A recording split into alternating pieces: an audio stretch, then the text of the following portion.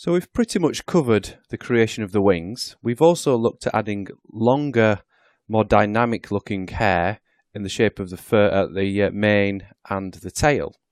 So the final area I want to look at in this course and introduce you to is creating fur, and that's just shorter hair, and that we're going to use that on the actual body of the horse. So if I just zoom in, at the moment it's quite flat and boring, and when we come to render we want to sort of show the sort of fur on there. Even if it's just in a subtle way, we still need to give a hint that the horse is covered in fur. Maybe it's a bit longer than your standard horse fur, but whatever you want to do.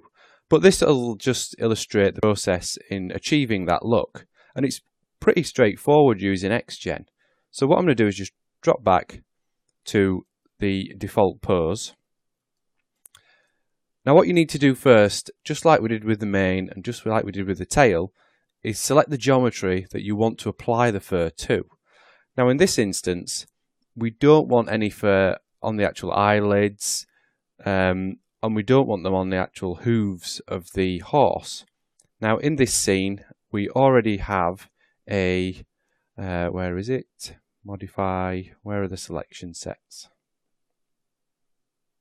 Edit. Quick select sets, there we go.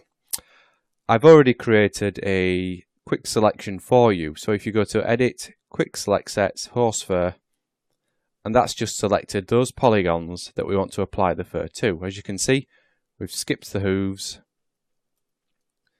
We've also avoided selecting the eyelids. That's just speeded things up a little bit, just so you're not watching me selecting that geometry. And again, just like we did previously, we're just going to go to our XGen window, create a new description.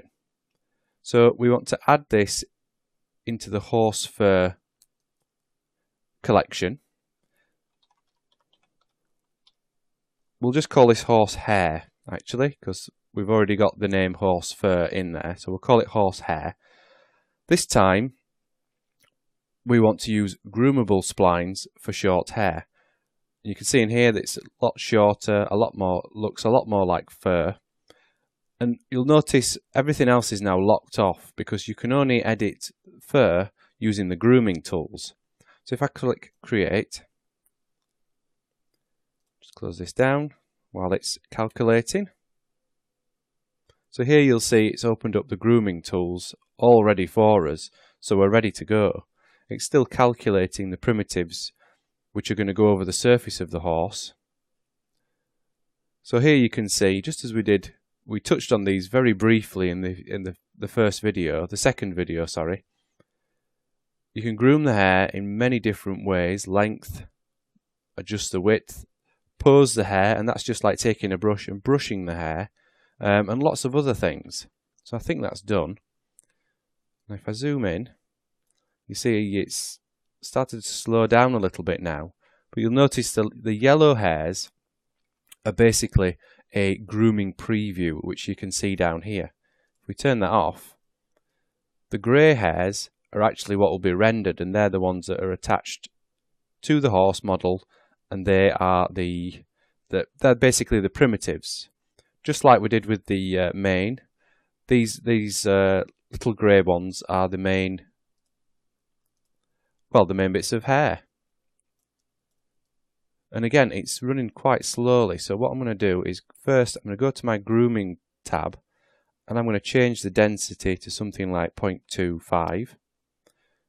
As you can see, that has just removed a lot of the fur, because we don't need to see a highly dense or highly packed in amount of fur at this stage, because we're only just going to be editing it and grooming it. When we come to render later, then we'll want to ramp up the amount of fur that we want.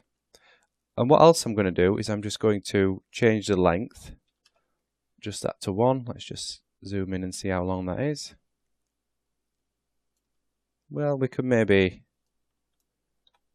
make it a little bit longer. That's better. And now I'm going to go back to my preview tab. I'm going to drop this down to 50%. So that should also speed things up. And you'll notice here it's not automatically updating the fur, because If it was updating every time we changed a value, then you'd be waiting for it to update. So by default it switches to this so that you have to physically update it. Now what I'm going to do first is just clear all the collections, and we're just going to focus on the fur now. So we'll just preview current description only, click to preview, and this should update it for us. Now initially it does take a while to recalculate when you've changed the settings for the grooming, but after this it should update a lot quicker. So as you can see now I move around, that's a lot better. It's a lot quicker. And here we can see the black hairs are the actual primitives which we rendered, and the yellow hairs are the groomable ones. So let's jump in and start grooming. Switch to our grooming tab. We're not going to do anything else in here just yet. So let's just get our length brush. And what we want is we want longer hair down at the bottom of the each leg here. Now down here we have various options for our brush strokes. So as it says there, spacing is the distance the brush must travel between samples before having any effect. We're not really going to bother with that for now. So the goal length is basically how long you want the hair to be at its maximum. And then the increment is how many times you will sort of drag over this. So every time I drag over it, it will apply 0.1 until it finally reaches its goal length of 5. Now if I brush this now, you can see it's moving very slightly. That's because it's only moving 0.1. So we could maybe up that to 0.5 just to, and there we go, we're having much more of an effect. It's a lot more obvious. So now we could just go around and you can see how easy it is. All we're doing, we're just brushing over this. And if you have a graphics tablet or a Wacom or something, this is where it comes in handy. I'm just using the mouse at the moment, but when working on something like this, it's a lot more intuitive to be using a graphics tablet. So that's fine, we've made those bits of hair longer, but they're all still sticking out. So now we can go to our pose brush. And again, you see down here, it's switched to orientation and bend, and this is the amount of influence it's going to have. If I brush now, it's going to influence it quite a lot. So I'm just going to drop this down to half of that. So 0.25, 0.25. There you go, just simply dragging downwards, and we're posing this hair just so it's pointing down.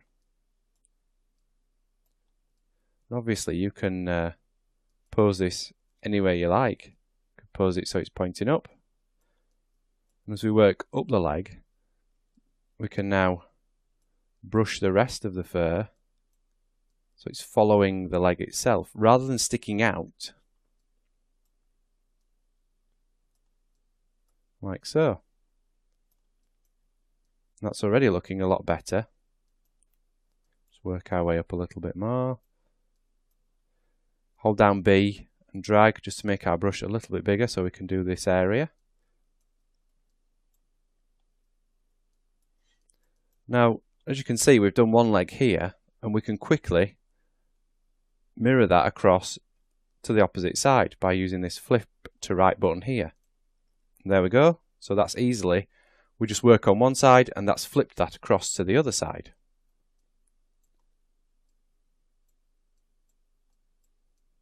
So all we're going to do at this stage is just work our way around the model. Just focus on using the length brush and the pose brush. So make areas that you want longer, like around the base of the feet, the base of the legs. Maybe have some tufts of fur out at the front here. Just basically work your way around one side. Click flipped to right to mirror that across to the other side. And then what we'll do is I'll leave you there to do that. I'll continue working on this horse and we'll just pick up in the next lesson.